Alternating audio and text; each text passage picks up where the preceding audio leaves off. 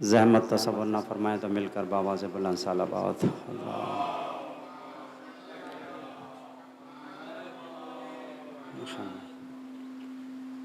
औज़ु बिल्लाहि मिनश शैतानिर रजीम। बिस्मिल्लाहिर रहमानिर रहीम। अल्हम्दुलिल्लाहि रब्बिल आलमीन। अर्रहमानिर रहीमिल मलिकिल कुद्दूसिल अज़ीज़िल हकीम। वस्सलातु वस्सलामु अलन नबिय्यिल उम्मिय्यिल मदनिय्यिल मक्की अबिल क़ासिम मुहम्मद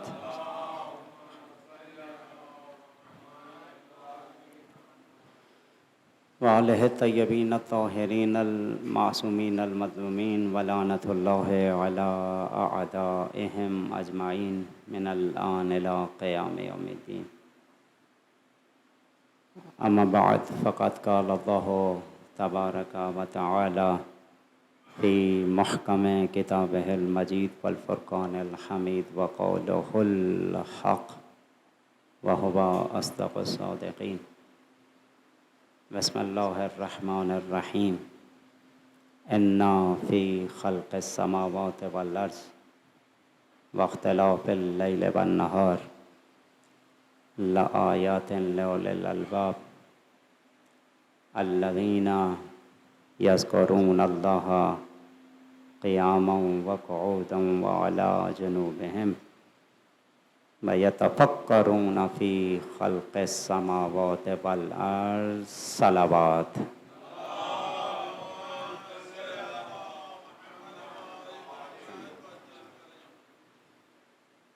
अज़ान गिरामी, साहिबान ईमान और अज़ादारान सादिक़ आले मोहम्मद इमाम जाफ़र सादिक़ अलैहिस्सलातु वस्सलाम,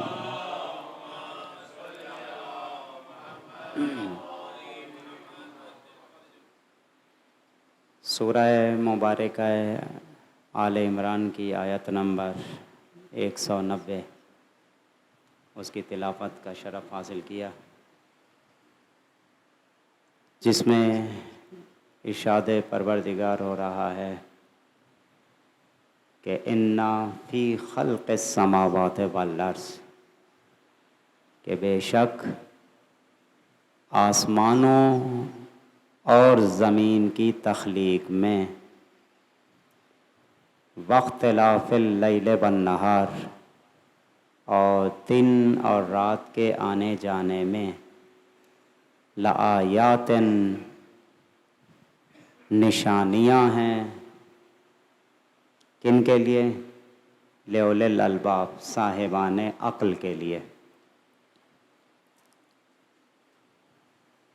अब आसान लफ्ज़ों में इसका तर्जमा, अर्ज़ व समा का वो परवरदिगार खुद इरशाद फरमा रहा है कि यकीनन यकीनन ज़मीन व आसमान की खिलकत में और तख्लीक में, और सिर्फ़ एक आसमान नहीं, आसमानों की बात है। इन्ना फ़ी ख़ल्क़िस समावात, और ज़मीन, आसमानों और ज़मीन की खिलकत में, इनके बनने में निशानियां हैं। किन के लिए? साहिबान अक़ल के लिए। और सिर्फ ज़मीन और आसमान की तख्लीक नहीं, बल्कि क्या वख्तिलाफ़िल लैलि वन नहार, ये दिन और रात जो आते जाते रहते हैं मुसलसल, आम इंसान जो इन चीज़ों से गुज़र रहा होता है उमूमी तौर पर इन चीज़ों की तरफ तवज्जो नहीं दे पाता। बस शब व रोज़ हैं कि गुज़रे जा रहे हैं, दिन हो रहा है, रात हो रही है, रात गुज़री तो दिन आ गया, मुसलसल मुसलसल जब से परवरदिगार ने ज़मीन को बनाया, यहीं शब व रोज़ का सिलसिला जारी व सारी है। लेकिन वो जो इसका बनाने वाला है वो ये कह रहा है कि ये दिन और रात के आने जाने में भी निशानियां हैं। किन के लिए निशानियां हैं? हर इंसान के लिए, हर फर्द के लिए। उनके लिए लआयातिन लिउलिल अलबाब, साहिबान अक्ल के लिए निशानियां हैं। अच्छा, अब ये साहिबान अक्ल हैं कौन? कुरान उनको खुद डिफाइन कर रहा है। हमसे भी उमूमन जब सवाल किया जाता है कि अक्लमंद अफराद कौन हैं, उसकी तारीफ किया है, तो हम उमूमी तौर पर अपने अपने लफ्ज़ों में अपने अपने तजर्बात की रोशनी में बता रहे होते हैं। वो जो खालिक अक्ल है, जो इन उलुल अलबाब का खालिक है, वो बतला रहा है ये साहिबान अक्ल हैं कौन।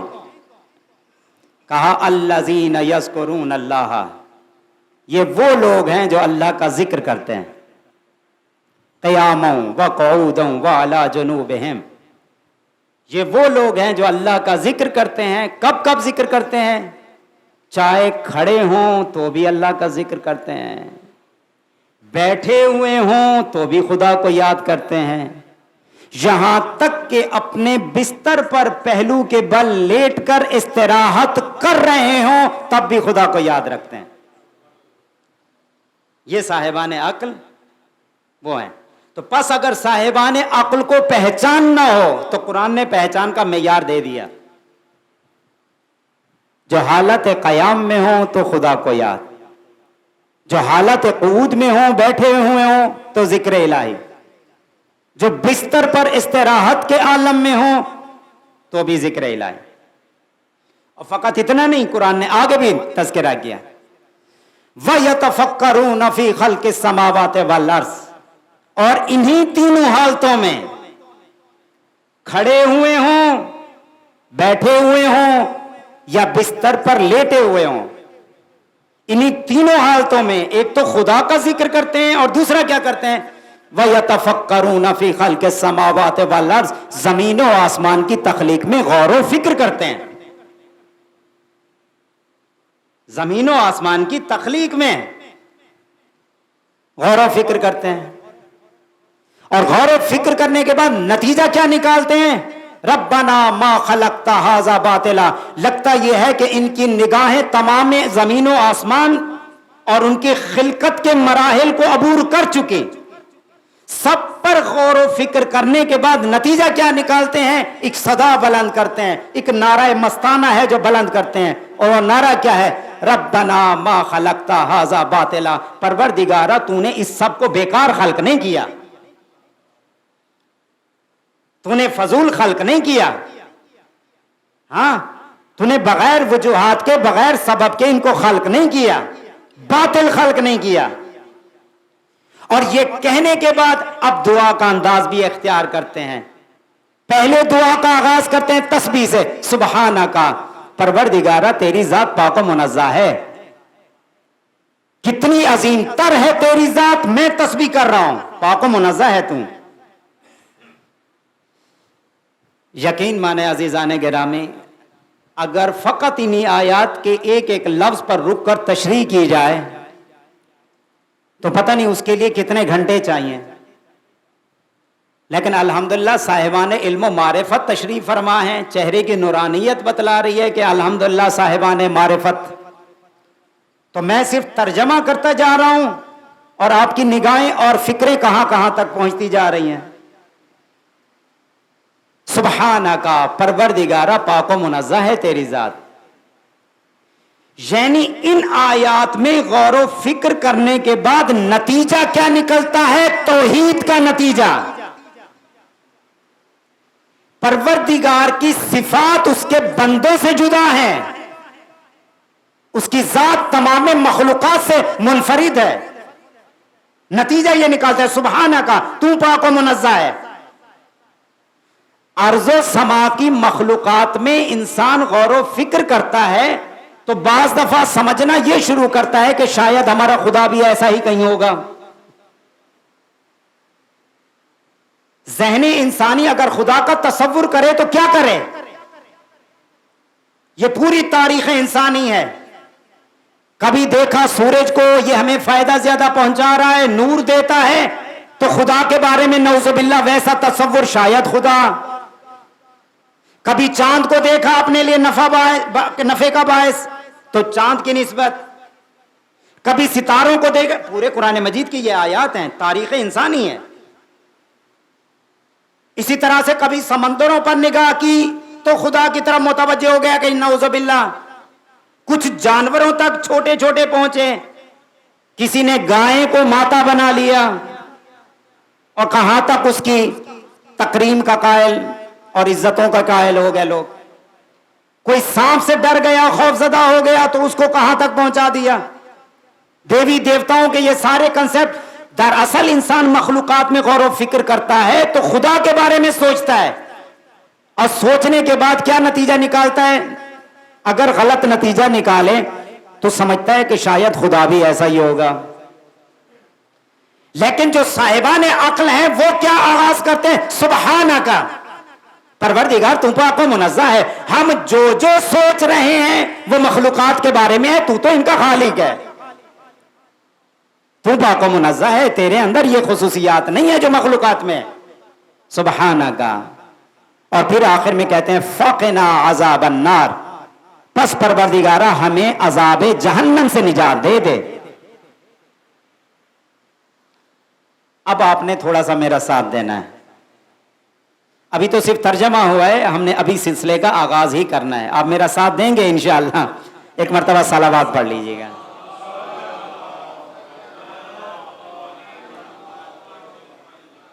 अच्छा, अब आप अजीज़ान गिरामी यहाँ पर तवज्जो फरमाएं तो कुरान कहता हुआ क्या नज़र आ रहा है, ज़मीन व आसमान की तख्लीक में दिन और रात के आने जाने में साहिबान अक्ल के लिए निशानियाँ हैं। साहिबान अक्ल का भी बता दिया कि कौन है, जो चाहे खड़े हों, चाहे बैठे हों, चाहे लेटे हों, हर हाल में खुदा का जिक्र करते हैं, और इन्हीं तीनों हालतों में ज़मीन व आसमान की तख्लीक में गौर व फिक्र करते हैं। ज़मीन व आसमान के, अब ज़मीन व आसमान कब खल्क हुए, कैसे खल्क हुए, ये 1400 साल पहले आपको मुतवज्जे किया जा रहा है। इसके ऊपर गौर व फिक्र करते हैं, तवज्जो करते हैं। ये आज की साइंसी दुनिया हमें बतलाएगी कि जमीन व आसमान कैसे खल्क हुए। आज नई नई ब्रांचेस, किसी ने कॉस्मोलॉजी, किसी ने एस्ट्रोनॉमी, किसी ने एस्ट्रोफिजिक्स, और पता नहीं क्या क्या ब्रांचेस आज हमारे सामने मौजूद हैं। और खुसूसी तौर पर इसी सदी के अंदर आकर बहुत सारे इंकिशाफात, ये आज की दुनिया हमें यह बतलाएगी। 1400 साल पहले बताया, क्या बताया, तीनों हालतों में बंदाए साहिब अक्ल वही होगा जो हालत कयाम में खड़ा हुआ हो तो जमीन और आसमान की तख्लीक में बारे में सोचेगा, जो बैठा हुआ हो तो भी गौर व फिक्र करेगा, और जो बिस्तर पर लेटा हो इस हालत में भी जमीन और आसमान की तख्लीक पर गौर व फिक्र करेगा। और जब गौर व फिक्र करेगा नतीजा क्या निकालेगा, कोई तो है जो इनका खालिक है। बस जब जब कायनात की तख्लीक में गौर व फिक्र करता चला जाएगा, कायनात के खालिक व मालिक पर भी तवज्जो जाती जाएगी। इसीलिए हर हर मौके के ऊपर जब जब कायनात की तख्लीक में गौर व फिक्र करेगा उसके खालिक का जिक्र करता रहेगा, उसको भुलाएगा नहीं, चाहे हालत कयाम में हो, चाहे बैठा हुआ हो, और इसी तरह से चाहे लेटा हुआ हो बिस्तर के वाला जुनूब है, चाहे लेटे हुए हो, तब भी खुदा का फिर जिक्र करते हुए नजर आएंगे। अच्छा, ये हैं साहिबान अक्ल।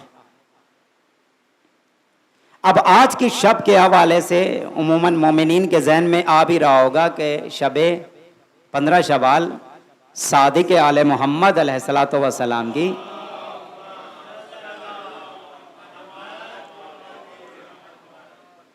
मौला की शहादत की शब में इन आयात का तज़किरा अजब है। हाँ? तो जो साहिबान इल्म है वो जानते हैं कितना गहरा रब्त है। अब आप मुत्तसिल कर दीजिए इन्हीं आयात को अपने दौरे इमाम सादिक अलैहिस्सलातु वस्सलाम के साथ। अल्लाहुम्मा सल्ली अला। इमाम का जब दौर आ रहा है, अजब दौर है, लोग बहुत ज्यादा उलझे हुए हैं, अकली बहसें कर रहे हैं, अपने आप को बड़ा दानिशमंद और अक्लमंद कहलवाने के चक्कर में हैं। कुरान मजीद की आयात की अपने अंदाज में तशरीह कर रहे हैं।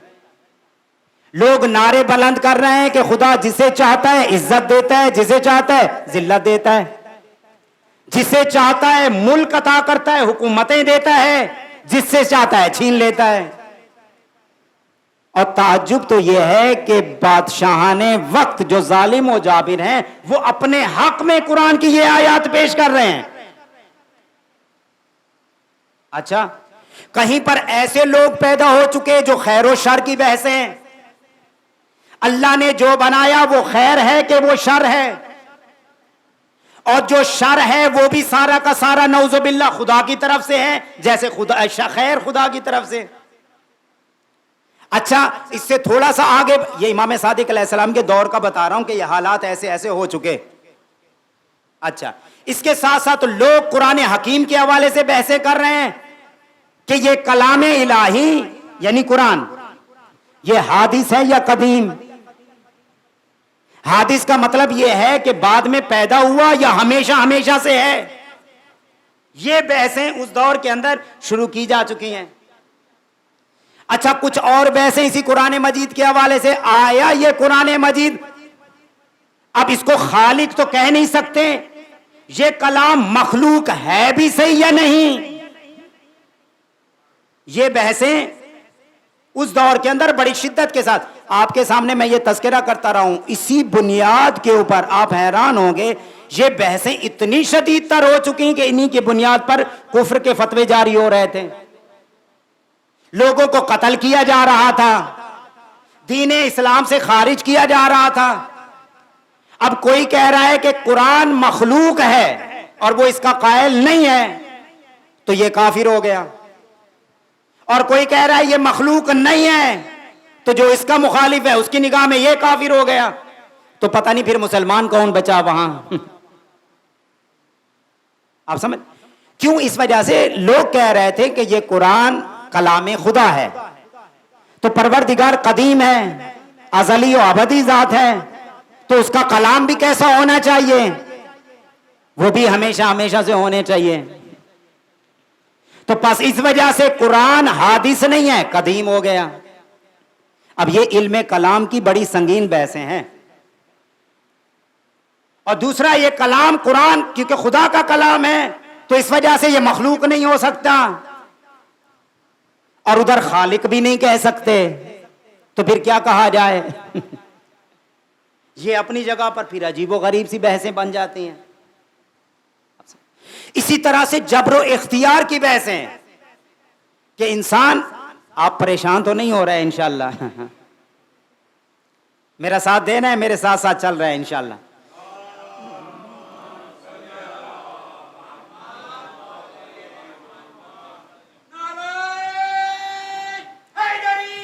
या अली या अली, खुदा आपकी मारिफत में इजाफा करे। ऐसे खुश किस्म की बातों पर भी नारा हैदरी हो रहा हो, अल्हम्दुलिल्लाह, ये मारिफत का मेयार। सुभान अल्लाह, खुदा आपको और अता करे इंशाअल्लाह। एक मर्तबा सलावत पढ़ लीजिएगा।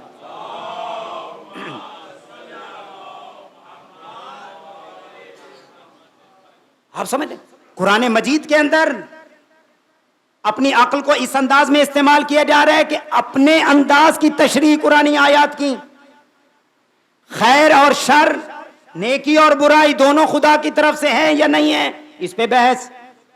जब्र इख्तियार के इंसान मजबूर पैदा हुआ है या साहिब इरादा इख्तियार है, यानी जो काम कर रहा है बस मजबूर है, ये करता रहेगा, या नहीं अपने इरादा इख्तियार से अच्छे अच्छे काम करता है और बुरे कामों से बचता है। ये बहसें, और इन्हीं की बुनियाद पर कुफ्र के फतवे। और इसी तरह से कलाम इलाही के हवाले से हादिस है या कदीम है, मखलूक है ये नहीं है, ये सारी की सारी बहसें उस दौर के अंदर, ये सारे के सारे मामलात। अच्छा, इसी तरह से अपनों के अंदर भी बहसें, जो अपने चाहने वाले हैं उनके अंदर मासूमीन के हवाले से बहसें, और इतना ज्यादा गुलू कर दिया, इतना बढ़ा दिया कि नऊजुबिल्लाह मिन ज़ालिक अब खुदा की जरूरत ही बाकी ना रही। और कुछ ऐसे अफराद थे जो फजाइल में इतनी ज्यादा कमी कि इनको आम इंसानों के बराबर लाकर खड़ा कर दिया। ऐसी बहसें लोगों के दरमियान और अपनों के दरमियान शुरू हो गई। अब ये सारी जो बहसें हो रही हैं उनके लिए बुनियादी चीज क्या बनी? अक्ल। आप समझे? तो जो साहिबाने अक्ल होंगे वही हक और हकीकत तक पहुंचेंगे। जिन्होंने अपनी अक्लों को वैसे इस्तेमाल किया जैसे बनाने वाले ने कहा, तो वो कामयाब कामरान भी हो गए, हक और हकीकत तक भी पहुंच गए। और जिन्होंने जरा सा रास्ते को गलत इख्तियार किया वो गुमराही का शिकार हो गए, जलालत का शिकार हो गए। तो अब आप अंदाजा कीजिएगा ऐसे दौर के अंदर, अच्छा इसी के साथ साथ एक और बहस शुरू हो चुकी, और वो क्या? फलसफा, हिकमत, उलूम तबीया, जिसको आप कहते हैं तबीयात का इल्म, कभी तिब का इल्म यानी फिजिक्स का, केमिस्ट्री का, इल्म हयात का, जुग्राफिया का, इस तरह के उलूम जो बाकी कौमों के अंदर थे वहां से तर्जमे हो कर भी मुसलमानों के दरमियान आना शुरू हो गए। तो ऐसे मौके के ऊपर आप अंदाजा कीजिएगा सादिक आले मोहम्मद की जो रविश। अच्छा एक और पहलू इसी जगह पर सामने रखिएगा, इमाम का ये जो दौर है जिंदगानी का, अरसा हयात है, इसी के अंदर हुकूमतें भी तब्दील हो रही हैं।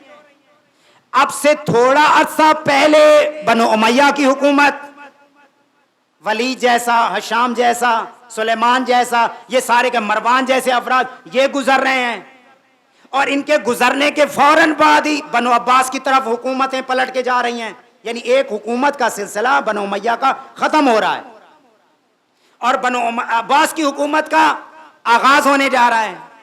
अबुल अब्बास के जरिए से आगाज हो रहा है और मंसूर दवानेकी का दौर, और इसी दौर के अंदर ही आकर आगे इमाम सादिक आले मोहम्मद अलैहिस्सलातु वस्सलाम को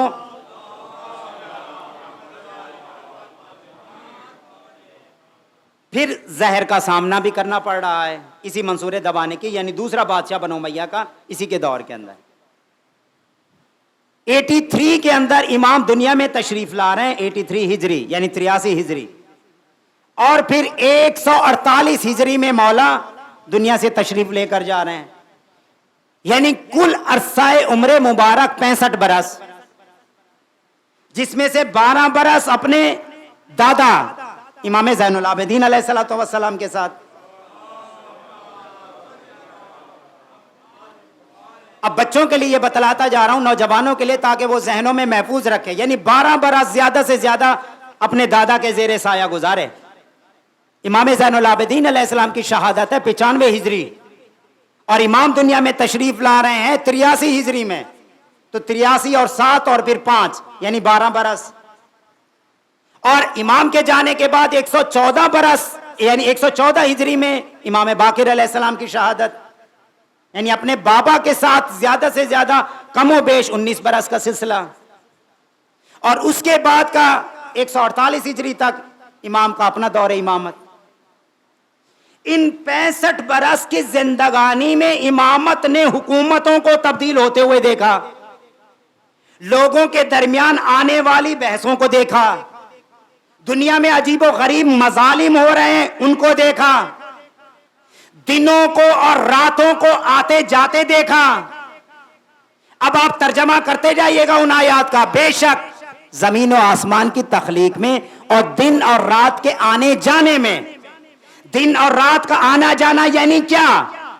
किसी को हुकूमत मिली उसके लिए दिन है, किसी से हुकूमत छिन गई उसके लिए रात है, किसी को उरूज मिल रहा है उसके लिए दिन है, किसी को ज़वाल उसके लिए रात है। दिन और रात कैसे कैसे तब्दील है, साहिबाने अक्ल हैं जो देख रहे हैं। दुनिया के लिए मरे जाने वाले बादशाहों पर निगाह, उनके किरदार पर निगाह, उनके आमाल पर निगाह, उन्होंने क्या कामयाबियां हासिल की, किन नुकसानात का शिकार हो गए उन पर निगाह, और दुनिया किस तरफ जा रही है उस पर निगाह, मुआशरे में क्या बुराइयां पैदा हो रही हैं उस पर निगाह, और फिर इन तमाम चीजों का जी जो इलाज बता दे अपने इस मुख्तसर से अरसा इमामत में, उसी को सादिक आले मोहम्मद कहते हैं।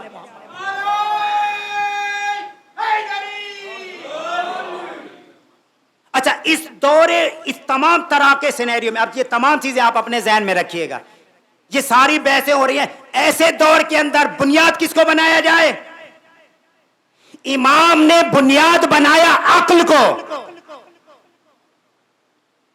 इमाम ने बुनियाद बनाया किसको? अक्ल को। हैरत का इजहार न कीजिएगा। और जो आले मोहम्मद के मानने वाले हैं, कायनात में जिनसे ज्यादा अक्लमंद अल्लाह ने कोई खल्क ही नहीं किया, बल्कि अल्लाह ने अक्ल को जिनके सदके में खल्क किया उन्हीं को तो मोहम्मद आले मोहम्मद कहते हैं ना। हाँ, तो उनको ताजुब का इजहार नहीं करना चाहिए। आप अंदाजा कीजिएगा, इमाम ने बुनियाद बनाया अक्ल को।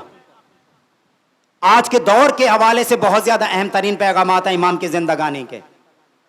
अभी आगे चलकर आपकी खिदमत में अर्ज करता हूं, बस थोड़ा सा मेरा साथ दीजिएगा। और मुझे मालूम है कि यहां पर अफराद खामोश होते हैं, यानी जरूरी नहीं होते वो नारे और वाह वाह और बहुत ज्यादा सदाएं बुलंद हो रही हों तो वहां पर ही कुछ बातें पहुंच रही होती हैं या सुनने वाले सुन रहे होते हैं, बल्कि मासूम का एक फरमान नजर आता है इसी मौके पर। फरमाते हैं अस्सुकूत राहतुल अक्ल। जहां खामोशी होती है वहां समझ जाओ अक्ल राहत के आलम में है। आदमी जब पुरसुकून होता है तो फिर अक्ल काम करती है। यहां पर जब खामोशी है तो इसका मतलब है अक्लमंद है, गौर व फिक्र कर रहे हैं बातों के ऊपर, तो सोचा जा रहा है। राहत तो आराम का बायस है अक्ल के लिए, क्या? सुकूत। अच्छा, अब मैं आपकी खिदमत में अर्ज कर रहा था, इमाम ने अपने दौर के अंदर मेयार करार दिया अक्ल को, बुनियाद बना दिया अक्ल को। हमारी जो बुनियादी किताबें नजर आती हैं, उसूल काफी शेख कुलैनी की, उसके अंदर अगर आप जाकर देखें तो जो पहला चैप्टर है, जो पहला बाब है, उस बाब का नाम ही है बाबुल अक्ल वल जहल। हमारी बुनियादी किताबों के अंदर जो पहली किताब काफी, उसूल काफी, पहला चैप्टर ही कौन सा है? बाबुल अक्ल। अच्छा, इसी तरह से अल-वाफी मुल्ला मोहसिन फैज काशानी की, उसका भी जो पहला चैप्टर वो भी बाबुल अक्ल, उसी से आगाज। इसी तरह से मशहूर किताब जो आप सुनते रहते हैं बिहारुल अनवार, इसका भी जो आगाज है वो भी किताब अक्ल से। अजब है, दुनिया वाले हैरत ज़दा हो सकते हैं, आले मोहम्मद के घराने वाले और उनके पैरोकार हैरत ज़दा नहीं होंगे। दुनिया अपनी किताबों का आगाज जिससे चाहे करती रहे, लेकिन अक्ल से बस आगाज होगा तो आले मोहम्मद के चाहने वालों की किताबों का। अब आप कुरान मजीद की इस आयत पर आ जाइए, इन्ना फी खल्क़िस समावाति वल अर्ज़, जमीन और आसमान की तख्लीक, आगाज पर गौर व फिक्र कौन करते हैं? कहा साहिबान अक्ल। कुरान की आयत, इसमें निशानियां, इन्ना फी खल्क़िस समावाति वल अर्ज़। आसमान कब खल्क हुए, जमीन खल्क कब हुई, आगाज हो रहा है। कायनात की आगाज में निशानियां हैं, किन के लिए? साहिबान अक्ल के लिए। तो पूरी कायनात का अगर आगाज हो रहा हो तो अक्ल का ताल्लुक होगा, तो अगर किताबों का आगाज हो तो भी अक्ल से हो।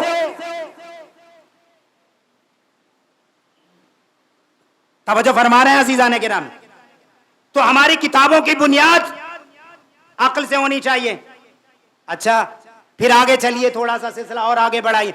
तो उसूल काफी वगैरह के अंदर ये सारे के सारे चैप्टर आगाज इसी अच्छा, कायनात की तख्लीक हो गई, ये पूरे उलूम तबीयात, कायनात कैसे खल्क हुई, कब खल्क हुई।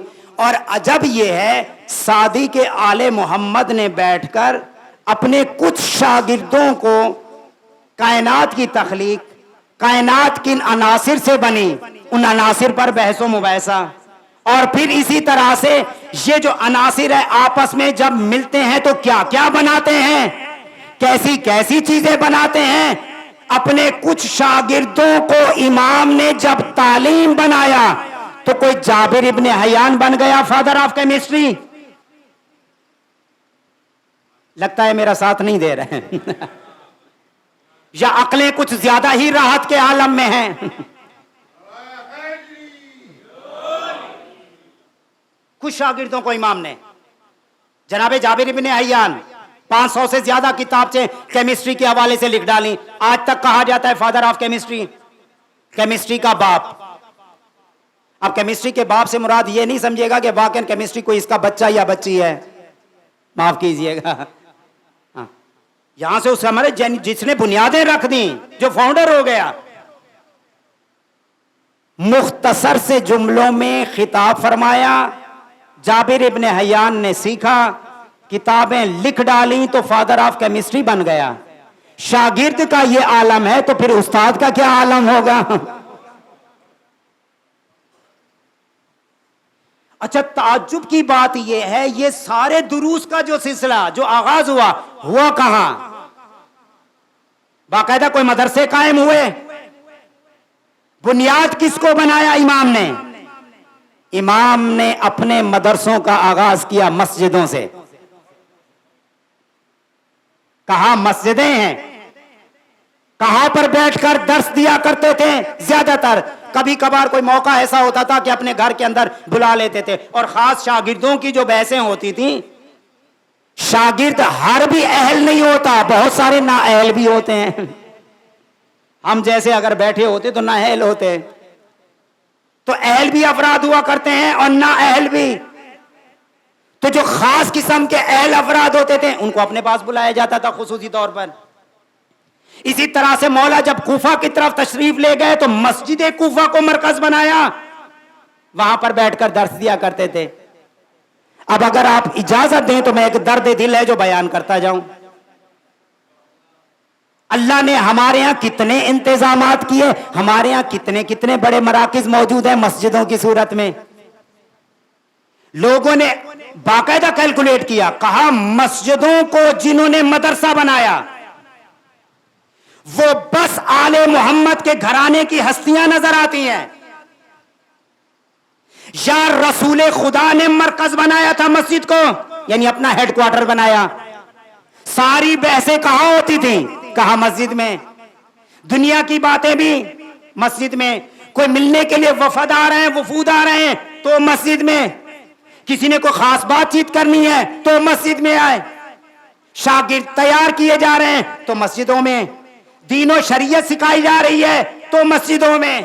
उनके जाने के बाद फिर मौला कायनात ने उसी मिंबर सलूनी पर बैठकर और उसी मकाम पर जिस पर बैठने की किसी और ने जुर्रत ना की, पहली सीट पर कदम रखा, दूसरे स्टेप पर कदम रखा, तीसरे पर कदम रखा, चौथे में उसी मकाम पर बैठे जहां पर रसूल बैठता था।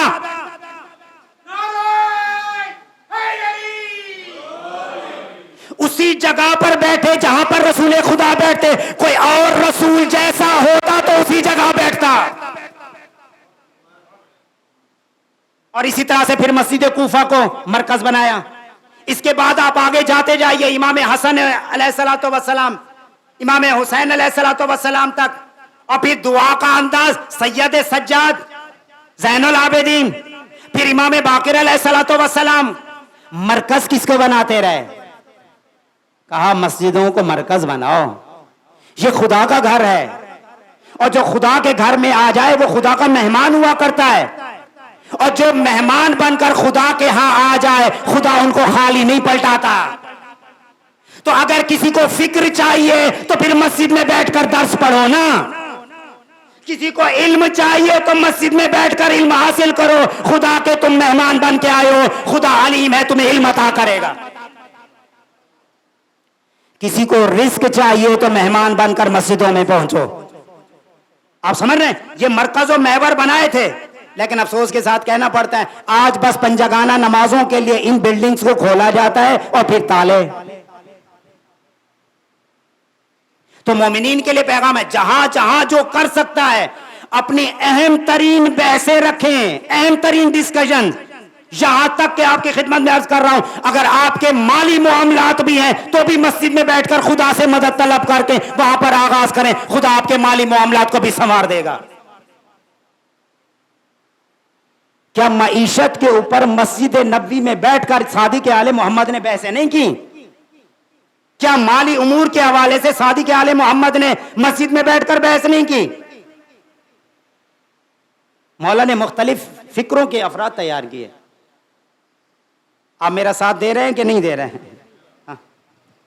इस अंदाज में थोड़ा सा सोचिए। मरकज बनाइए खुदा के घर को, तो कम से कम अगर कोई शैतानियत दिखलाना चाहेगा एक लम्हे के लिए खुदा के घर से शर्म हया तो आएगी ना।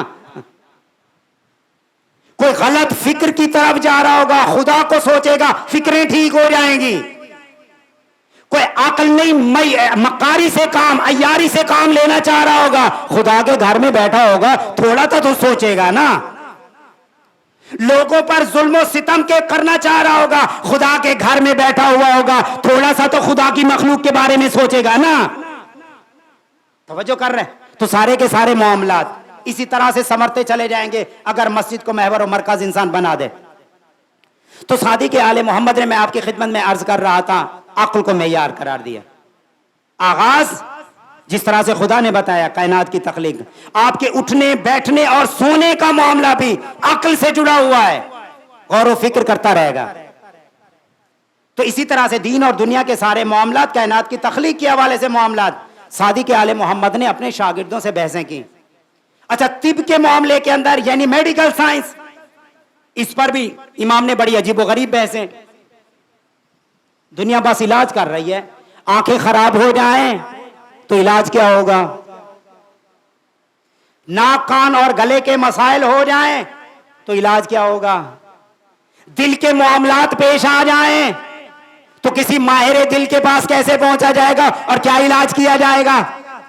किसी के पेट का मसला है तो मेडिकल साइंस में इलाज की हद तक चले जाएंगे, लेकिन कोई भी ऐसा ना होगा जो ये बतलाए कि अल्लाह ने अगर आंख को इस तरह से बनाया तो बनाया क्यों, अगर ऐसी शेप में बनाया तो फिर बनाया क्यों, इन आंखों के ऊपर ये करार दी भवें तो क्यों, ये पलकें रखी तो क्यों, ये हाथ में 5 उंगलियां हैं तो क्यों, ये हथेली को ऐसे बनाया तो क्यों, ये पेशानी के ऊपर शिकने पैदा होती है तो क्यों, अल्लाह ने अगर बाल बनाए तो क्यों, अल्लाह ने अगर मैदे को इधर मादे को इधर करार दिया तो क्यों, अल्लाह ने जुबान को इधर रखा तो क्यों, अगर अल्लाह ने नाक और उसमें 2 नथने करार दिए तो क्यों, अल्लाह ने जुबान को बनाया तो क्यों, अल्लाह ने 2 लब बनाए तो क्यों।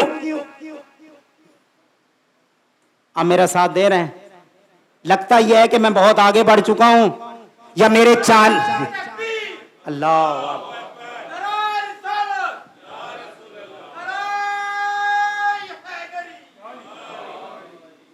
आप आज भी जाकर देखिए, पांव अल्लाह ने ऐसे क्यों बनाए, इंसान को इस शक्ल सूरत के अंदर अल्लाह ने बनाया क्यों, ये सारी की सारी बुनियादी बहसें इमाम ने अपने एक शागिर्द को लिखवा दी जिनका नाम था जनाब मुफज्जल, तौहीद मुफज्जल के नाम से। जाइए साइंसी दुनिया के उस दौर के अंदर, यहां से तकरीबन 1200 बरस कबल की बातें मैं कर रहा हूं, और ये सारी बातें कहां हो रही हैं, मस्जिद के अंदर बैठकर। अच्छा, ये सारी बातों का ताल्लुक किनके साथ है, अक्ल के साथ। जो साहिबाने अक्ल होंगे वो सोचते रहेंगे। लगता यह है सादी के आले मोहम्मद ने जो किताब लिखवा दी, आज तक भी ऐसे अफराद पैदा ना हो पाए जिनकी अक्लें उस कमाल तक पहुंचे कि तौहीद मुफस्सल को समझ पाए। अभी तक बस इलाज की बातें चल रही हैं, आंखों के ऊपर काम हो रहा है, लेकिन अभी ये बनाई क्यों, अभी इस पर बातचीत का आगाज, और इसी जगह पर क्यों रखा। अगर आंख इस जगह ना होती तो क्या होता, कोई तो हो ये बतलाए। इस सब का ताल्लुक फिर किसके साथ जुड़ गया, अक्ल के साथ। खैर और शर की सारी बहसों को इमाम ने हल कर दिया अक्ल के साथ। अच्छा, अजीब अजीब इमाम ने जुमले इरशाद फरमाए, छोटे छोटे मुख्तसर से जुमले, और चाहता हूं वो इमाम के हवाले से हदियतन आपकी खिदमत में पेश करता चलूं। मुख्तसर से जुमले। क्या फरमाया, एक जुमला मजमूई तौर पर तमाम इंसानों के लिए। क्या जुमला, हर जमाना आएगा और जमाने में नए नए मसाइल आएंगे, नए नए हवादिस जन्म लेंगे, नए नए हालात का शिकार इंसान को होना पड़ेगा, और ऐसे ऐसे हालात का भी सामना करना पड़ेगा। कुछ हुकूमतें छीनी जा रही हैं, कुछ कब्जा करते जा रहे हैं। और मैं तो कहता हूं कि पाकिस्तान के मौजूदा हालात वहीं सादी के आले मोहम्मद जैसे हालात नजर आ रहे हैं। बनो उमैया की हुकूमत जा रही है, बनो अब्बास आ रहे हैं, और वो भी अभी तक तड़प रहे हैं। अब इसे सियासी जुमला ना समझिएगा, मैं उस दौर के हवाले से बता रहा हूं कि पाकिस्तान की हालत कुछ ऐसी नजर आ रही है। और ऐसे आलम के अंदर सादी के आलम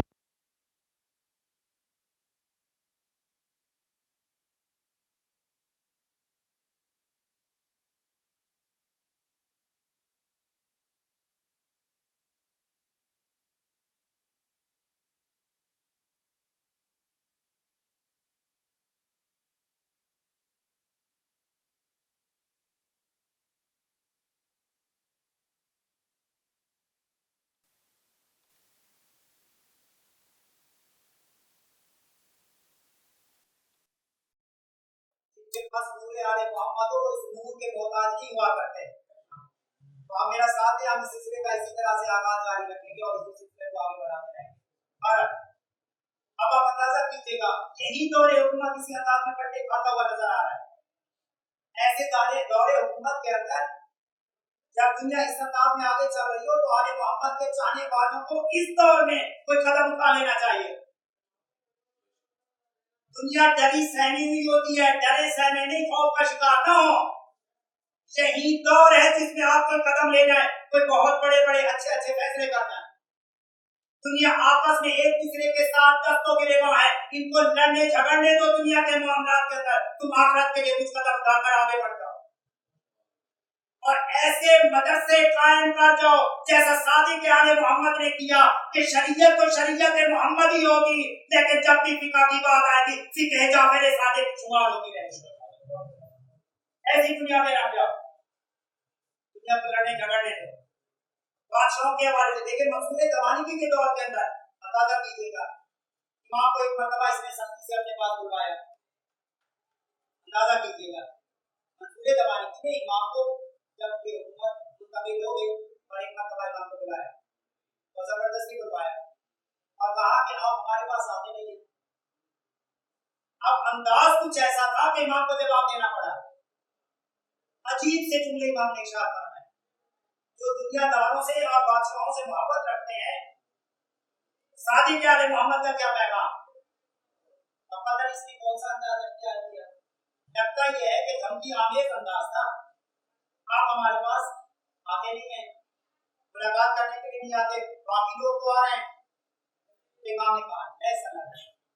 अच्छा, अब जरा अंदाजा कीजिएगा बादशाहों के पास कैसे कैसे लोग जाते हैं, कैसे कैसे लोग जिनको या तो बादशाहों का खौफ हो कि आप हुकूमत इनके हाथ में आ गई है तो कहीं हमें नुकसान न पहुंचाएं, तो ताल्लुकात बेहतर करने के लिए जो खौफजदा होते हैं वो जाते हैं बादशाहों से मुलाकात के लिए। तो इमाम ने पहला जुमला इरशाद फरमाया, इमाम ने कहा ऐसा लगा मान अफाको। इमाम ने कहा हमने कोई ऐसा काम ही नहीं किया कि तुझसे खौफजदा हो। आपने मेरा साथ देना, अल्हम्दुलिल्लाह आकम से गुफ्तगू हो रही है। कैसा खूबसूरत जुमला इमाम ने इरशाद फरमाया। इमाम ने कहा हमने कोई ऐसा काम ही ऐसा लगा मान अफाको, जिसकी वजह से हम तुझसे खौफजदा हो। दूसरी वजह जिसकी वजह से लोग बादशाहों से मिलने के लिए जाते हैं वो क्या होती है, ताकि बादशाहों से फैसला करवा लें अपने हक में। कुछ न कुछ ऐसे मामला बादशाहों से कुछ ऐसे फैसले करवा लें, बादशाहों से मफादात, कुछ जागीरें लेने, कुछ जमीनें लेने, कुछ मालो दौलत लेने, यानी जिनको अपने मफादात दुनिया अजीज होती है वो बादशाहों से मुलाकात के लिए जाते हैं। दूसरा भी वो ये होता है। अब इमाम ने दुनिया को महवल मरकज नहीं बनाया। फिर मौला ने इरशाद फरमाया, पहला जुमला क्या? मौला ने कहा हमने कोई ऐसा काम ही नहीं किया जिसकी वजह से मुझसे खौफजदा हो।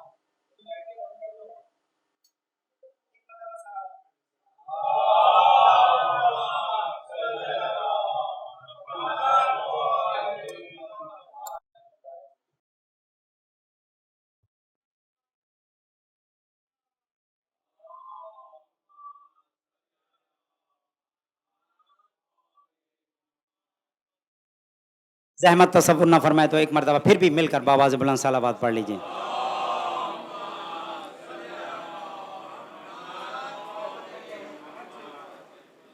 तो एक तो जुमला क्या इरशाद फरमाया, मौला ने कहा कि हमारे पास कोई ऐसी चीज़ ही नहीं है जिस वजह से खौफजदा होकर तुम्हारे पास आए। तो इससे पैगाम क्या है, आले मोहम्मद के चाहने वाले कभी बादशाहों से खौफजदा नहीं हुआ करते।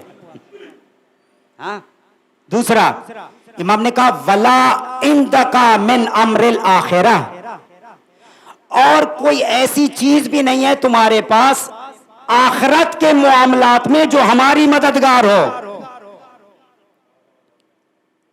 दुनिया की बातें नहीं हो रही, निगाह आखिरत पर। और अभी अगर आप शुरू वाली उस आयत से मिला दें जो मैंने कहा, इन्ना फी खल्क़िस ज़मीन व आसमान की तख्लीक में, दिन और रात के आने जाने में साहिबाने अक्ल के लिए निशानियां हैं। साहिबाने अक्ल वो हैं जो उठते बैठते लेटते खुदा का जिक्र करते हैं, तीनों हालतों में ज़मीन व आसमान की तख्लीक में गौर व फिक्र करते हैं, और गौर व फिक्र करने के बाद नतीजा क्या निकालते हैं, पूरी कायनात के हवाले से, ऐ परवरदिगारा तूने पूरी कायनात को बेकार खल्क नहीं किया। और फिर कहते हैं सुबहानका, तू पाक व मुनज़्ज़ह है। और आखिरी जुमला क्या, फाकिना अज़ाब अन्नार, हमें अज़ाब जहन्नम से निजात दे दे। तो इमाम ने दुनिया के सारे मामलात को तय करके आखिरत तक पहुंचा दिया, और मंसूर से मुखातिब होकर कहा आखिरत में से कोई चीज तेरे पास नहीं है जिसके लालच में हम तेरे पास आए। क्यों? अगर आखिरत में कामयाबी चाहिए, वहां पर कामरानी चाहिए, वहां पर निजात चाहिए, तो निजात का रास्ता तो परवरदिगार ने हमें बना दिया। तुम जैसे बादशाहों को हमारे दरवाजे पर आना चाहिए, हम जैसे तेरे दरवाजे पर ना आएंगे। तो तेरे पास दुनिया के उमूर नहीं, आखिरत के उमूर में से भी कुछ नहीं है कि जिसके लालच में तेरे पास आए। और अजीब जुमला इसके बाद इरशाद फरमाया, अब दुनिया पर निगाह। अब जरा मुझे ये बताइए, अगर कोई कुर्सी बादशाहत पे बैठ जाए तो दुनिया के बड़े बड़े बादशाह, अब जो वो जैसे भी बैठ जाए, लोग फोन करते हैं मुबारक हो, आम लोग चापलूसी करते हुए, खुशामद करते हुए मुबारकबाद देने के लिए पहुंचने की, बल्कि बाज लोगों को देखा है मरे जा रहे होते हैं कि हम सबसे पहले हों जो बादशाह को मुबारकबाद पेश करें। और यही आपके ऑफिसेज में भी ये हो रहा होता है। हाँ, हर इदारे के अंदर यही हो रहा होता है, हम सबसे पहले थे जिन्होंने आपको मुबारकबाद पेश की है। मैं कुर्बान जाऊं सादे के आले मोहम्मद पर, बादशाहत मिली हुई है मंसूर को। अब जुमला इमाम इरशाद क्या फरमा रहे हैं, पहला जुमला, ना हमने कोई ऐसा काम किया कि खौफजदा हो, मामला तय। ना तुम्हारे पास आखिरत के उमूर में से कुछ है कि जिसके लालच में तेरे पास आए, ऐसा भी कुछ नहीं है। वला फी नेमतिन फनुहन्नी का मुख्तसर था जुमला। और इमाम फरमाते हैं ना तुम मकामे नेमत पर बैठा है कि हम तुम्हें मुबारकबाद दें, नहीं। मैं जुमले को थोड़ा सा रुक कर बताऊंगा। आप क्या समझ रहे हैं बादशाहत मिल गई? कुरान मजीद की आयत की गलत तफसीर करोगे। खुदा जिसे चाहता है हुकूमत देता है, और जिससे चाहता है हुकूमत छीन लेता है। खुदा अगर मुल्क अता करेगा तो नेमत होगी, लेकिन अगर छीन कर जुल्म के जरिए से लोगे हुकूमत, तो फिर वो नेमत नहीं होगी, वो अज़ाब इलाही होगा। तो इमाम ने सब लोगों के सामने बरमला कहा, कोई तो हो जो ऐसा कहे। वो बादशाह के मिंबर पे बैठा हुआ है, इमामत सामने है। इमाम ने कहा अब अगर हम तुम्हारे पास आते, किस लिए आते? तुम्हें मुबारकबाद देने आते? नहीं, तेरा ये मकाम नेमत नहीं है कि हम तुम्हें मुबारकबाद देने के लिए आते। कुर्बान जाऊं, आज के दौर में जरा सा तो कोई आगे बढ़कर इन बादशाहों को ऐसे कहे हैं? बाकी लोगों को छोड़िए जिन्होंने सर के ऊपर बड़ी बड़ी टोपियां, अबा कबा और अमामे रख रखे हैं। मैं किसी तरफ इशारा नहीं कर रहा, माफ कीजिएगा, मैं सबके लिए उमूमी तौर पर कह रहा हूं।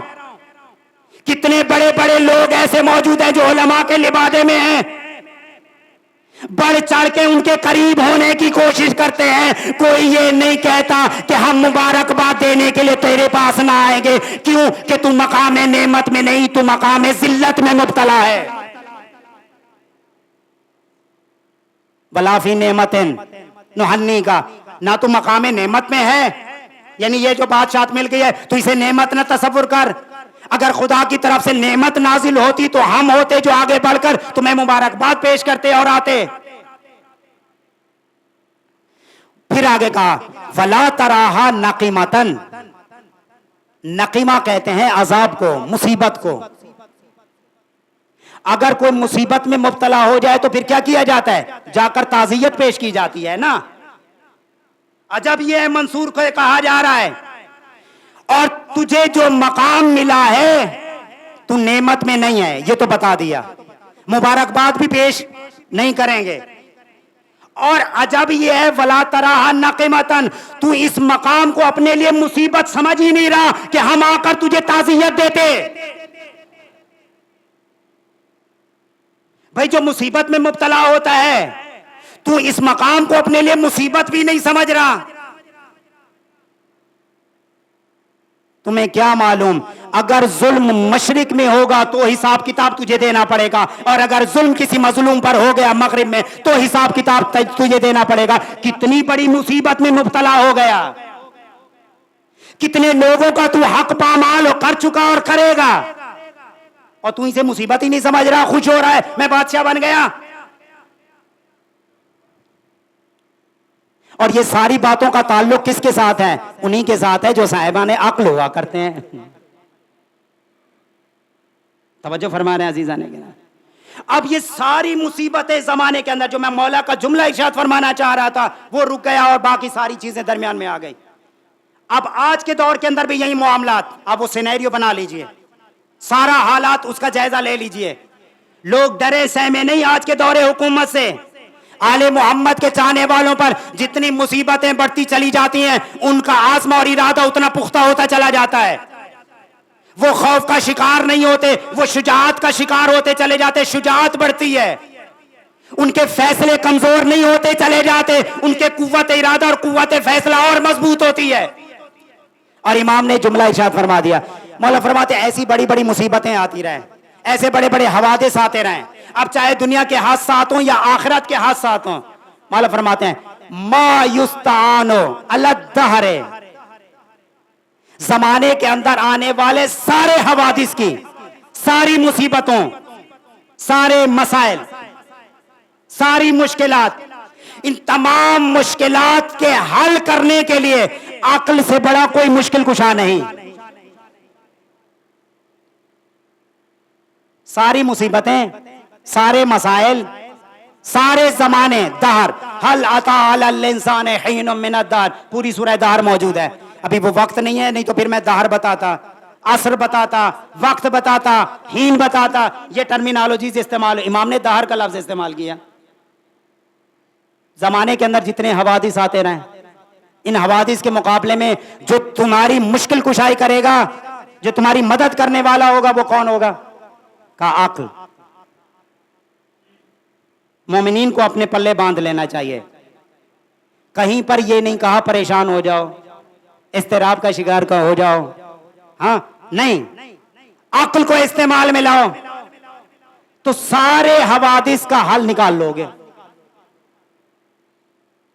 और एक और मौके पर क्या फरमाया, अल मोमिनो कय्यस, मोमिन बेवकूफ नहीं होता, मोमिन अक्लमंद होता है, ज़हीन होता है।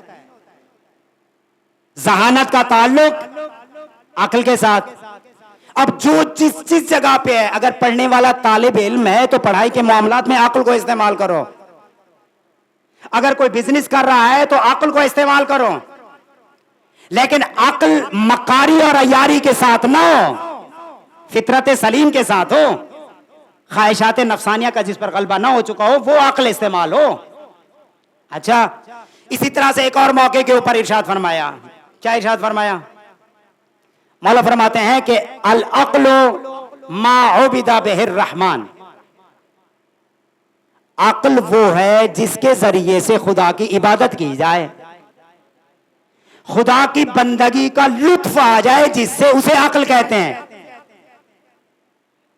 बस इबादत गुजारों के लिए बड़ा पैगाम है, इबादत वो होगी जो अक्ल के जरिए से हो। लगता यह है कि बेअक्लों की इबादत खुदा को भी नहीं चाहिए। हाँ, अक्लमंदी के साथ जो साहिब अक्ल होगा, इसीलिए फरमाया गया, क्या कहा गया? कहा कि एक आलिम, अब आलिम से मुराद फकत उलमा की बात नहीं है, जो गौर व फिक्र करने वाला, इल्म हासिल करने वाला जो भी होगा, अपनी अपनी फील्ड का जो भी एक्सपर्ट है, जो आलिम होगा, उसका एक लम्हा बैठकर गौर व फिक्र करना आबिद की 70 साल की इबादत से बेहतर है। एक आबिद 70 साल इबादत करे और एक आलिम का गौर व फिक्र करना, और गौर व फिक्र का ताल्लुक फिर किससे जुड़ गया? आप थक तो नहीं गए? लगता यह है कि आप वाकई थक गए। एक मर्तबा सलावत पढ़ लीजिएगा।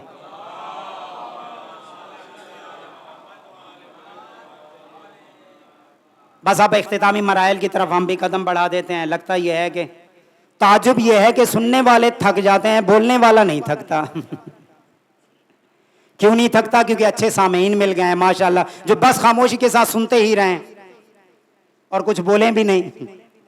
तो ऐसा मजमा माशाल्लाह कहाँ मिलता है? तो बस सुनने वाले मिल जाएं तो बोलने वाला बोलता ही चला जाता है। खैर, तो इमाम ने एक जुमला इरशाद फरमाया, अक्ल क्या है? माउबिदा बहिर रहमान। अक्ल वो है जिसके जरिए से रहमान की इबादत नहीं। वक्त सिबा बेहिल जिनान, और फिर आखिरत पर निगाह। अक्ल वो है जिसके जरिए से जन्नतें हासिल हो जाएं। एक जन्नत नहीं, कई जन्नतें, जिनान। अक्ल वो होगी जिससे रहमान की इबादत होगी, और अक्ल ही वो होगी जिसके जरिए से जन्नतें हासिल हो जाएं। अच्छा, एक और मौके पर फिर एक मुख्तसर सा जुमला इरशाद फरमाया। क्या फरमाया? कि अल अक्लो, मुख्तसर सा एक जुमला है जो इरशाद बाज़ दफ़ा उसके लिए कुछ टर्मिनोलॉजीज अलग अलग अंदाज में, बाज़ रिवायात के अंदर थोड़े थोड़े मुख्तलिफ अल्फाज अलग अलग भी इस्तेमाल हुए हैं, लेकिन यहां पर जो लफ्ज इस्तेमाल हुआ, अल अक्लो दलीलुल मोमिन, 3 लफ्ज हैं, अक्ल, दलील, मोमिन। मौला मोमिन की पहचान करनी है तो कैसे हो? कहा देख लो कि अक्लमंद है कि नहीं है। मोमिन के अंदर क्या होता है? ईमान। ईमान रखता हो तो मोमिन। तो ईमान रखने की अलामत क्या है? कहा अक्लो दलीलुल मोमिन। मोमिन के अंदर ईमान को अगर देखना हो तो फिर उसकी अक्ल को देख लो, उसकी अक्ल कैसी है, पता चल जाएगा कि मोमिन है भी सही कि नहीं। अक्ल से मोमिन को पहचाना जाएगा। और इससे आगे बढ़कर मेयार कुछ बता दिया। क्या? आप और हम इबादतें करते रहते हैं, कहा इन्ना सवाबा अला कद्र अक्ल। आप भी 2 रकात नमाज अदा करें, हम भी अदा करें, कोई मुज्तहिद वली फकी वो भी नमाज अदा करे, और एक इमाम और हुज्जत खुदा भी नमाज अदा करे, 2 रकात ही नमाज हो। आम मोमिन का सवाब कैसा होगा? आम इबादत गुजार का सवाब कितना होगा? एक अहले इल्म का सवाब कितना होगा? एक आयतुल्लाह और मुज्तहिद का सवाब कितना होगा? और एक वली खुदा का सवाब कितना होगा? हम कैसे तफसीलात बयान करें? तो इमाम ने जुमला इरशाद फरमाया दिया। इमाम ने कहा कि इन्ना सवाबा अला कद्र अल-अक्ल, इबादतों का जो सवाब होगा वो भी अक्ल के मेयार पर मिलेगा। जिसकी अक्ल का मेयार जितना बुलंद होगा उसका सवाब उतना बुलंद होगा। जिसकी जो जो इबादत है, इबादत का सवाब उतना बुलंद होगा जिसकी अक्ल जितनी ज्यादा बुलंद होगी। अब अगर कोई नमाज अदा कर रहा हो और नमाज अदा करने वाला खुदा की कोई हुज्जत हो तो उसका सवाब कितना ज्यादा होगा?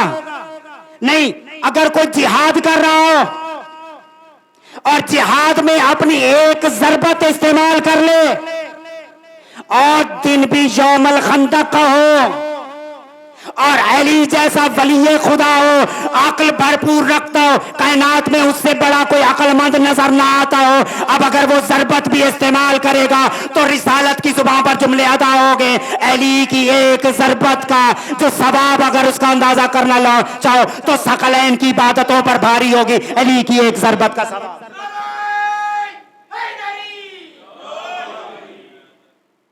ज़रबतो अलियन यौमल खंदक के अफजल मिन इबादत सकलैन, सकलैन की इबादतों से अफजल होगी।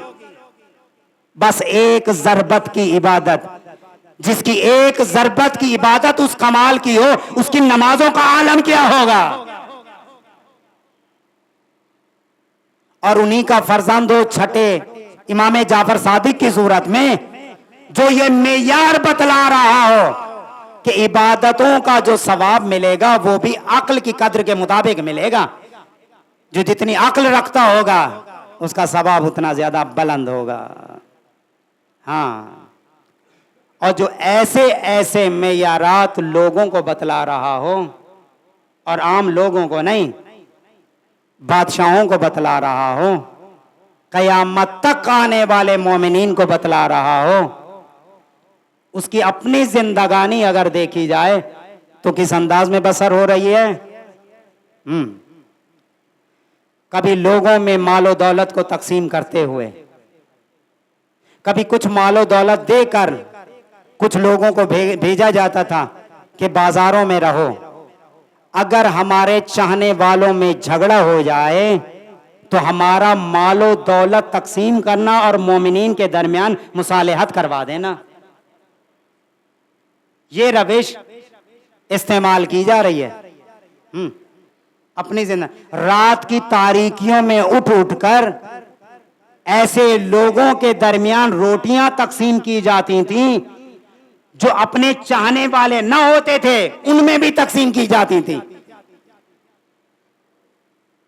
ये रविश सादिक आले मोहम्मद की खुद बाकायदा उठा उठा कर रोटियां रात की तारीकियों में जो तकसीम करता हुआ नजर आए, और हर हर मौके के ऊपर। अजब है, बस इन जुमलों से हम मुत्तसिल हो जाएंगे उसी मकाम की तरफ जहां से हमें मुत्तसिल होना है। हर हर मौके के ऊपर जब कुछ खास चाहने वाले आते थे तो पूछा करते थे, क्या तुमने मेरे जद हुसैन की जियारत की है? क्या मजलूमे करबला की जियारत करके आए हो?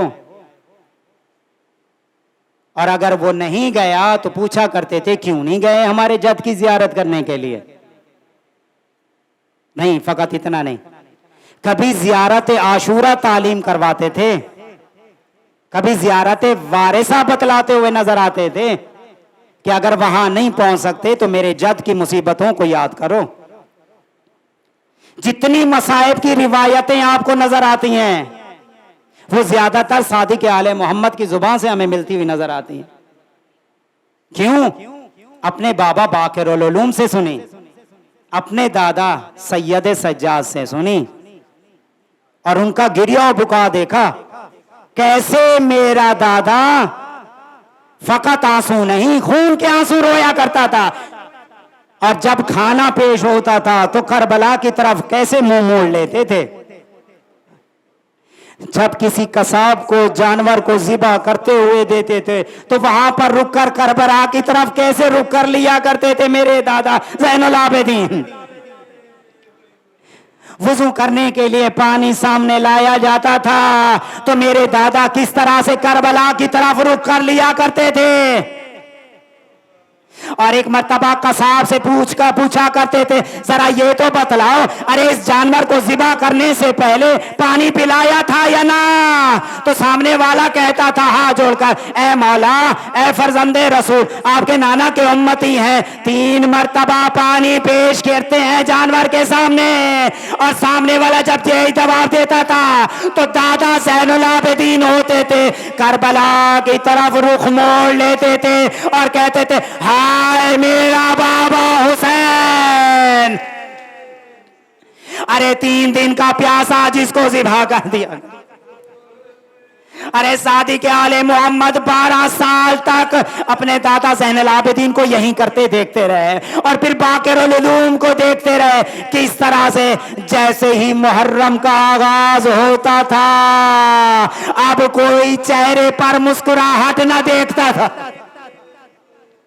जहां पर बैठे होते थे, तारीख में ये जुमले नजर आते हैं, सादिक आले मोहम्मद जहां पर बैठे होते थे उसी जगह पर अपने असहाब से पूछते थे, अरे कोई है ऐसा जो मेरे दादा हुसैन का मरसिया पेश करे। तारीख में ये नजर आता है एक मर्तबा एक ऐसा शख्स जो मरसिये बस पढ़ता था लिखता ना था, उसको मुंशिद कहते हैं, मुंशिद वहां पर मौजूद था। कहा कि मौला आका मुझे आता तो कुछ नहीं है, मैंने कुछ लिखा भी नहीं है, लेकिन मौला सिर्फ पढ़ सकता हूं। तो उसी मौके के ऊपर सादिक आले मोहम्मद ने अपने असहाब से कहा, अरे यहां पर बैठ जाओ। खुद भी बैठ गए, एक मिंबर का इंतजाम करवाया, उस मरसिया पढ़ने वाले से कहा, अरे तुम बुलंद मकाम पर बैठ जाओ, मैं कुर्बान हो जाऊं। अरे इमामत नीचे बैठी हुई है, हुसैन का मरसिया पढ़ने वाला, अरे इस बुलंद मकाम पर बैठ जाओ, मेरे दादा का मरसिया कहो। ये सुनना होता था, ये ऊपर बैठ जाता था। मुंशिद कहता है अभी मैंने आगाज ना किया था, एक मर्तबा इशारे से मुझे रोका, रोकने के बाद एक मर्तबा इशारा किया अपने गुलामों की तरफ, गुलामों को इशारा किया, गुलाम समझ गए, थोड़ा सा आगे बढ़े। कहा मैंने देखा मौला जिस जगह पर बैठे थे वहां से थोड़ा सा हटकर कुछ चादरें लटकाई जा रही हैं, अरे कुछ पर्दों का इंतजाम किया जा रहा है। और थोड़ी देर के बाद देखा, अरे सादिक आले मोहम्मद के घराने की मस्तूरात हैं जो पर्दों के पीछे। अब मुझसे इशारा करके कहा पढ़ो मेरे जद का मरसिया, पढ़ो मेरे जद का मरसिया। मैंने मरसिया पढ़ना शुरू किया, कहा मैं सुनता गया, गिरिया बुका की आवाजें बुलंद होना शुरू हो गई। अब तक सादिक आले मोहम्मद की आवाज नहीं थी, मैंने कुछ और मरसिये पढ़े। अब बुलंद आवाज के साथ अरे हुज्जत खुदा और गिरिया बुका। कहा कि मैंने रुकना चाहा, अरे मेरा मौला इतना ज्यादा गिरिया बुका कर रहा है, मैंने रुकना चाहा, बुलंद आवाज से कहा अरे रुकना नहीं, मेरे दादा का मरसिया पढ़ते जा। सादिक आले मोहम्मद का गिरिया बढ़ता गया, कहा कि गिरिया तो बढ़ता गया। थोड़ी देर के बाद मैंने क्या सुना, अब तक सैतानियों की आवाज ना थी, अब तक मस्तूरात की आवाज ना थी, अरे सैतानियों की बुलंद आवाजें आना शुरू हुई। कहा कि अब मैंने किताब को बंद किया, मैंने मरसिया को रोक दिया। सादिक आले मोहम्मद ने कहा अरे क्यों अपना मरसिया रोक दिया? कहा कि मौला आप सुन नहीं रहे, सैतानी की आवाजें हैं, अरे हम उम्मतियों के कानों पर। हाय मैं कुर्बान जाऊं, सादिक आले मोहम्मद के जुमले। कहा इन्हीं खवातीन को तो सुनाना चाह रहा हूं, अरे इन्हीं मस्तूरात को बतलाना चाह रहा हूं। हाय मेरे जद पर कैसे मसा है। मैं कहूंगा ऐ मुंशिद तू मरसिया पढ़ रहा था, तेरी गैरत बर्दाश्त न कर पाई। सादिक आले मोहम्मद की मस्तूरात की आवाज, अरे रोने की आवाज तू बर्दाश्त न कर पाया, लेकिन काश ऐसा होता तू मैदाने करबला में होता। अरे हुसैन के कत्ल होने के बाद अरे ज़ैनब के खुतबे सुनता, हाय सैदानियों की आवाजें सुनता, फकत आवाजें ना सुनता, तू देखता किस तरह से बेमखना हो जाता। अली और नबी की बेटियां बाजारे कूफा में, अरे बाजारे शाम के। बस आखिरी जुमले और आपकी ज़हमतें तमाम। हाँ वो वक्त आया जब सादिक आले मोहम्मद को जहर दिया गया। अरे मैंने ये जुमला कह दिया, आपने ये जुमला सुन लिया, अरे क्या गुजरी होगी मूसा कासिम पर। हाय 14 साल कैद खानों का वो असीर क्या हवा गुजरी होगी मूसा कासिम पर, अरे बाबा जुदा हो रहे हैं और जुदा भी जहर के जरिए से, और अरे पता नहीं किस तरह से गुस्लो कफन का इंतजाम किया होगा। लेकिन तारीख में जुमले नजर आते हैं, अरे शहादत से पहले सादी के आले मोहम्मद ने एक जुमला इरशाद फरमाया, क्योंकि तारीख के अंदर ये जुमले नजर आते हैं। मौला का जनाजा, आपके इस छठे इमाम का जनाजा बड़ी शान शौकत से उठाया गया। तारीख में जुमले नजर आते हैं, किसी मासूम इमाम के जनाजे में इतने अफराद शरीक ना हुए जितने अफराद सादी के आले मोहम्मद के जनाजे में शरीक हुए। अरे जहर मिला हुआ है, मदीना भरा हुआ है, अरे कोई सादी के आले मोहम्मद के घर में आ रहा है ताज़ियत के लिए, अरे इतने लोग आ रहे हैं, सुनेंगे जहर मिल गया। आखिरी वक्त कुछ जुमले इरशाद फरमाए थे इमाम मूसा काजिम से, उनमें से एक जुमला क्या था? वो जुमला क्या इरशाद फरमाया? एक मर्तबा मैदान करबला की तरफ इशारा किया और जुमला क्या कहा ला यौमा का यौमे का या अबा अब्दुल्लाह, हाय सादिक कुर्बान हो जाए। सादिक आले मोहम्मद का जुमला देखिए, अरे मेरे जद्द अमजद, मैं यहाँ दुनिया से जा रहा हूँ, अरे हजारों लोग मेरे जनाजे में शरीक हो गए, लेकिन है अबा अब्दुल्ला, तेरे दिन जैसा कोई दिन न था। अरे तेरा जनाजा वो था, बेगोरो कफन करबला के मैदान में पड़ा था और दफनाने वाला कोई न था। माता में हुसैन या हुसैन, माता में सादी के आले मोहम्मद, अरे अभी आएगा मौला का ताबूत, आप देखेंगे, आप खुशकिस्मत होंगे, उन मोमिनीन के साथ शामिल होंगे जो ताज़ियत पेश करने के लिए गए थे, मौला के जनाजे में शरीक हुए थे। लेकिन आपका ये मजलूम मौला अपनी शहादत को भूलकर मैदान करबला की तरफ रुक करके कह रहा है, ऐ अबा अब्दुल्ला, तेरे दिन जैसा किसी का कोई दिन नहीं। माता में हुसैन, माता में सादी के आले मोहम्मद या